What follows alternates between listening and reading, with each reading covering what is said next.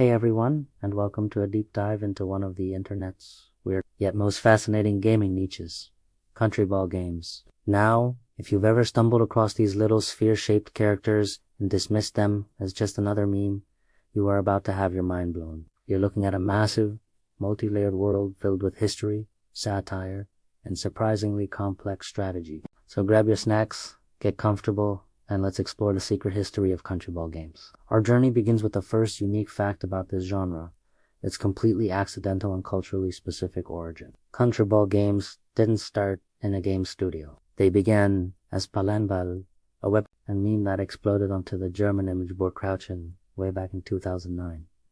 The original drawings were intentionally crude, breaking all the rules of good art.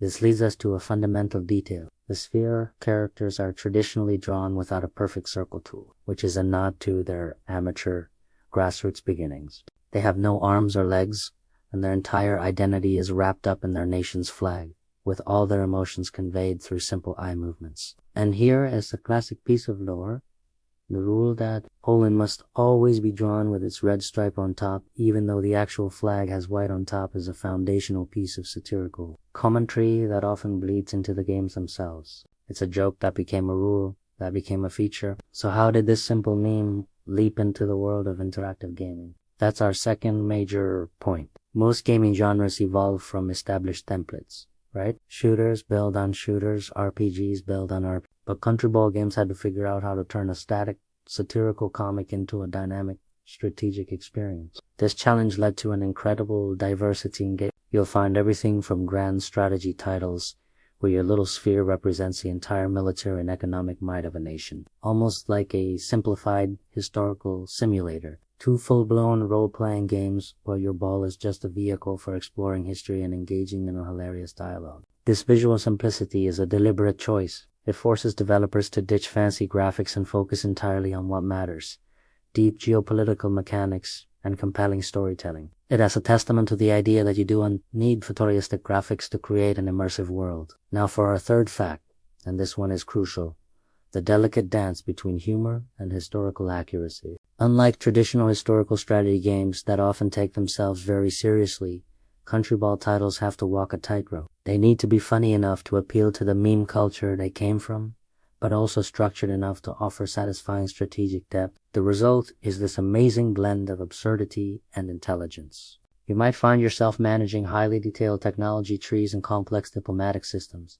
but the unit names and in-game events are completely ridiculous. Where else can you launch a surprise invasion with a character that looks like the French flag, only to have that unit immediately surrender as a built-in, humorous Easter egg? It's this unique mix of sophisticated strategy and self-aware humor that makes the genre so addictive. The games don't just teach you about history, they make you laugh at its absurdities. This brings us to fact number 4, the incredible power of the community.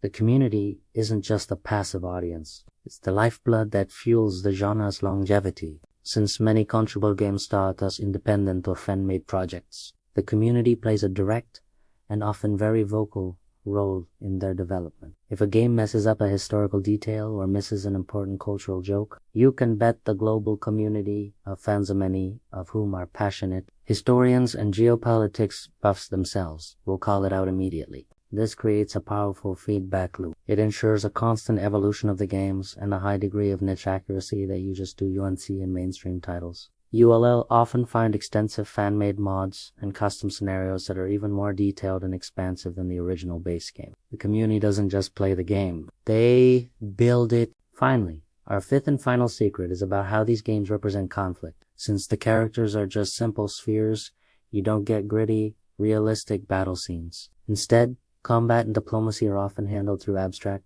infographic-style interfaces. A battle isn't shown with detailed models clashing on a field. It's represented by damage percentages ticking down, strategic resources being depleted, and shifting colors on a world map. This abstraction does something brilliant. It takes the focus away from bloody realism and places it squarely on the logical and historical consequences of your decisions. It's all about geopolitical maneuvering, strategic thinking, and outsmarting your opponents. This makes the games incredibly intellectually challenging while still maintaining the fun tone of the original meme. Countryball games are the ultimate proof that sometimes The simplest visual style can house the most complex and rewarding strategic thought. They are a testament to internet culture, its ability to create something truly unique and enduring from the most unexpected origins. So, the next time you see a Palanball comic or a Countryball game, remember that you're not just looking at a meme. You're looking at a vibrant, community-driven world of satire,